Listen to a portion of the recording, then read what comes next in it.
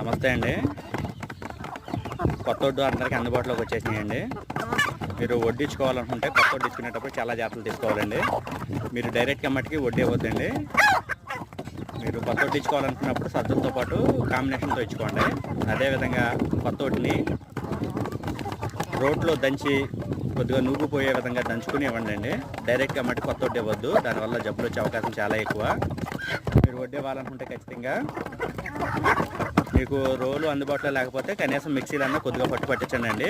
పట్టించి కొంత నూగిపోయే వరకు జాగ్రత్తలు తీసుకుని మేతలు ఇచ్చుకోండి. మొత్తం మేత మొత్తం కొత్త వడ్డీ ఇచ్చే విధంగా చూసుకోవద్దండి. సగం ఏదైనా కలుపుకోండి, సజ్జలు కానీ ఏదైనా కాంబినేషన్ ఇచ్చుకుని కొత్త వడ్డీ ఇచ్చుకోండి. పూర్తిగా కొత్త వడ్డీ మట్టికి ఇవ్వకండి. మీ దగ్గర పాత వడ్డీ ఉంటే పాత వడ్డీతో పాటు కొత్త వడ్డీ కలుపుకోండి.